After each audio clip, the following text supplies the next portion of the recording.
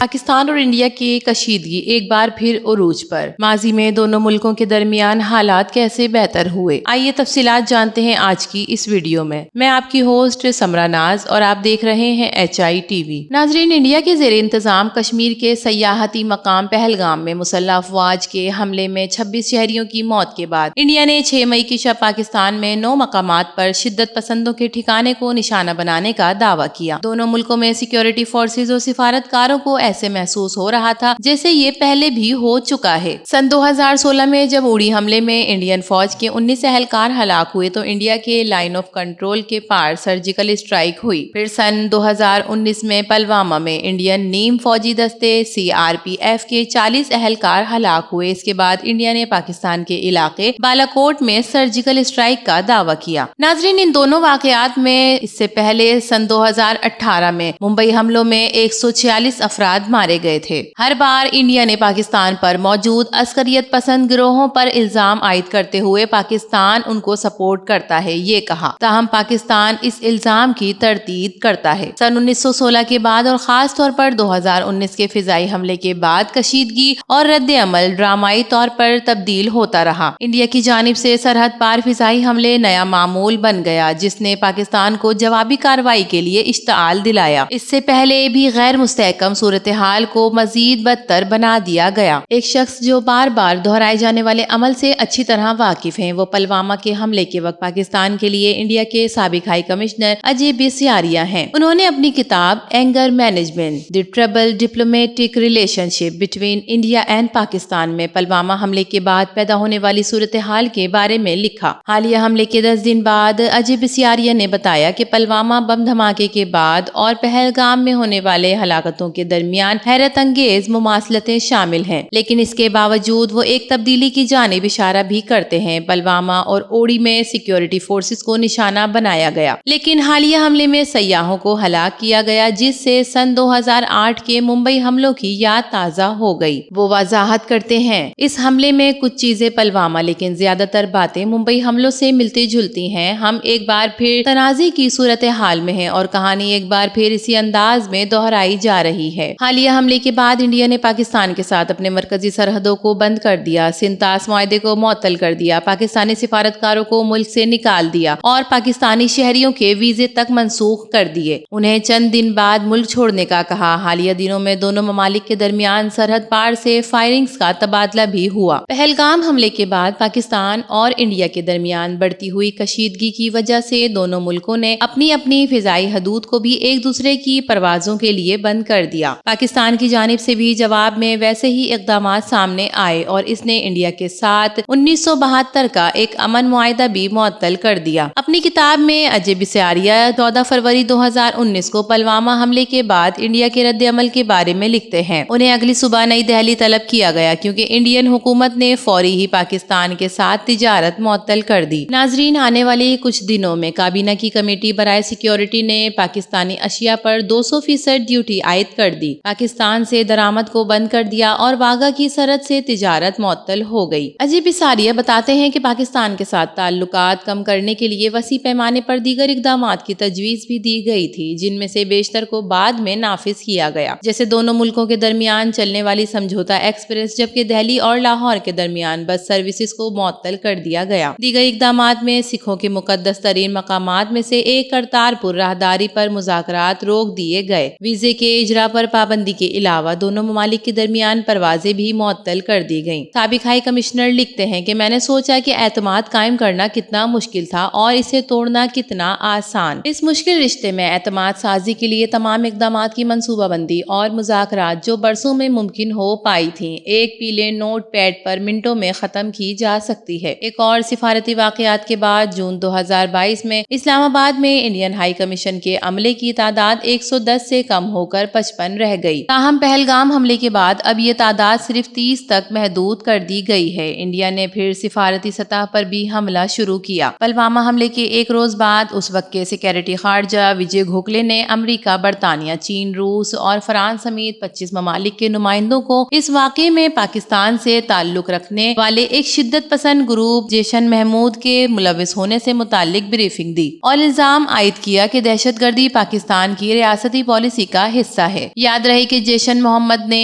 پلوامہ حملے کی ذمہ داری قبول کی تھی۔ اس کے بعد مئی 2019 کو اقوام متحدہ نے جیش محمد کے سربراہ مسعود اظہر کا نام عالمی دہشت گردوں کی فہرست میں شامل کر دیا۔ اجے بسیاریا لکھتے ہیں کہ انڈیا کی جانب سے ممکنہ معطلی کے بعد دونوں ممالک کے کل 48 معاہدوں کا جائزہ بھی لیا گیا۔ نئی دہلی میں کل جماعتی اجلاس بلایا گیا جس کے نتیجے میں ایک متفقہ قرارداد منظور کی گئی، لیکن اس واقعے میں دونوں ملکوں کے درمیان رابطے بھی جاری رہے، جیسے دونوں ممالک کے director general military operation DGMO کے درمیان ہاٹ لائن جو ملٹری ٹو ملٹری رابطے کے لیے انتہائی اہم ہے۔ حالیہ حملے کی طرح سن 2009 میں پاکستان نے اسے فالس فلیگ آپریشن قرار دیا تھا۔ اس وقت بھی کشمیر میں کریک ڈاؤن دیکھا گیا اور تقریباً 80 ایسے افراد کو گرفتار کیا گیا جن پر جیشن محمد کو مدد فراہم کرنے کا الزام تھا۔ اس وقت انڈین وزیر خارجہ راج ناتھ سنگھ نے جموں کشمیر کا دورہ کیا اور حملے کے مشتبہ مجرموں کے بارے میں ڈوزیر تیار کروائے گئے۔ اس وقت کے وزیر خارجہ سشما سوراج کے ساتھ ایک ملاقات میں اجے بسیار نے انہیں بتایا کہ اس نوعیت کے دہشت گرد حملے سے نمٹنے کے لیے انڈیا کے پاس سفارتی آپشن بہت ہی محدود ہیں۔ اجے بسیاریا لکھتے ہیں کہ انہوں نے مجھے یہ تاثر دیا کہ کوئی بڑی کارروائی ہونے والی ہے جس کے بعد مجھے سفارتکاری میں وسعت کی توقع کرنی چاہیے۔ اور پھر 2019 16 فروری کو انڈین فضائی حملے میں پاکستان کے علاقے بالا کوٹ میں جیشن محمد کے تربیتی کیمپ کو نشانہ بنایا گیا۔ یہ دونوں ممالک کے درمیان 1971 کی جنگ کے بعد بین الاقوامی سرحد میں اس نوعیت کی سب سے پہلی کارروائی تھی۔ اس فضائی حملے کے چند گھنٹے بعد انڈیا کے سیکورٹی خارجہ نے اعلان کیا کہ بہت بڑی تعداد میں شدت پسندوں اور کمانڈروں کو ہلاک کیا گیا تاکہ پاکستان کے اس دعوے کی تردید کی جائے۔ اس کے بعد نئی دہلی میں مزید اعلیٰ سطحی میٹنگز ہوئیں۔ اگلے روز یعنی 27 فروری کو کشیدگی میں مزید شدت آئی جب پاکستان نے جوابی حملہ کیا۔ ڈاگ فائٹ کے دوران پاکستان کی فضائیہ نے انڈین جنگی طیارہ مار گرایا اور fire pilot wing commander Abhinandan Varthaman کو پاکستان کے زیر انتظام کشمیر سے اپنی تحویل میں لے لیا۔ دشمن کے علاقے میں ونگ کمانڈر ابھینندن کی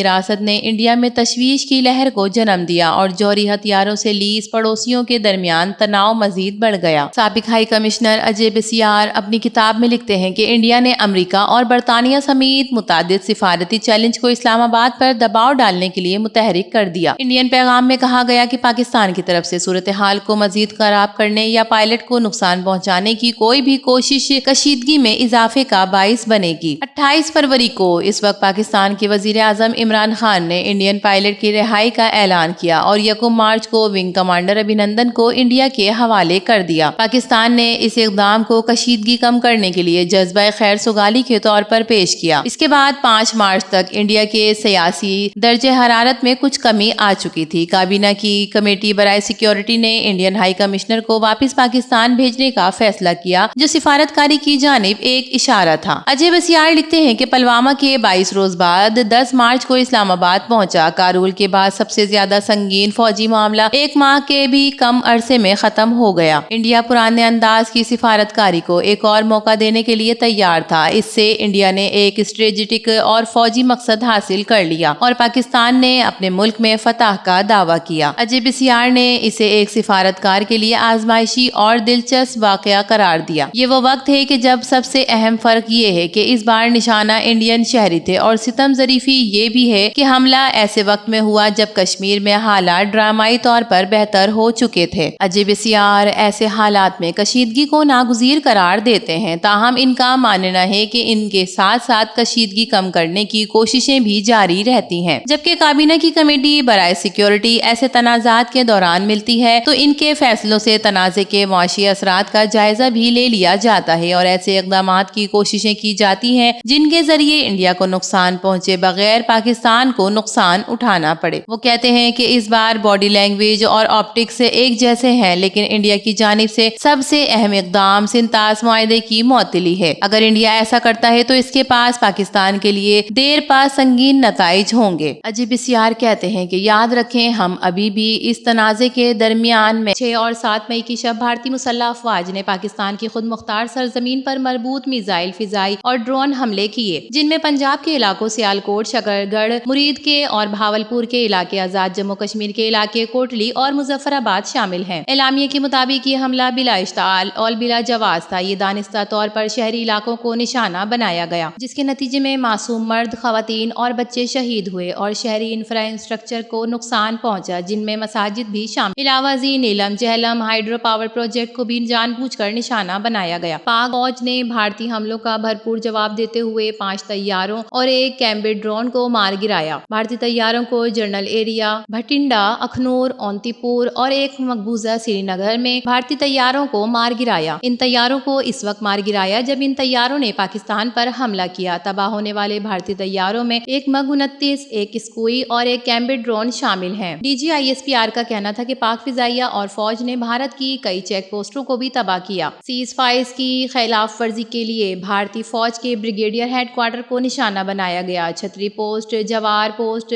شاہپور 3 پوسٹ اور دیگر پوسٹوں کو نشانہ بنایا۔ پاکستان نے بھارتی ریاست مہاراشٹر کی الیکٹرک کمپنی پر سائبر حملہ کر کے بجلی کا نظام مکمل طور پر جام کر دیا۔ اس کے علاوہ ملٹری سیٹلائٹ کو بھی جام کر دیا۔ بھارتی وزیر اعظم نریندر مودی کی ریاست گجرات میں پاکستانی ڈرونز کئی گھنٹوں تک پرواز کرتے رہے۔ پاکستان نے بھارت کی بھٹنڈا اور سرسا ایئر فیلڈ بھی تباہ کر دی، جبکہ اڑی سپلائی ڈپو کو تباہ کر دیا۔ پاکستان نے بھارتی جارحیت کا منہ توڑ جواب دیتے ہوئے آدم پور اور شیر کوٹ ایئر بیسر سمیت ایئر فیلڈ کو تباہ کیا اور ملٹری چیک پوسٹس کو نشانہ بنایا۔ پاک فضائیہ کی جانب سے بھارت کو سب سے بڑا جھٹکا، بھارت کے فضائی دفاعی نظام S-400 کو تباہ کر دیا گیا۔ ناظرین، ان تمام حالات اور واقعات کے بارے میں انڈیا کی جانب سے کیے جانے والے کئی بار فالس فلیگ کے بارے میں آپ کا کیا خیال ہے؟ اپنی قیمتی رائے سے ضرور آگاہ کیجیے گا۔ ویڈیو پسند آئے اسے لائک کیجیے، HITV کو سبسکرائب کیجیے۔ پھر ملیں گے کسی اور نئی ویڈیو کے ساتھ، تب تک کے لیے اللہ حافظ۔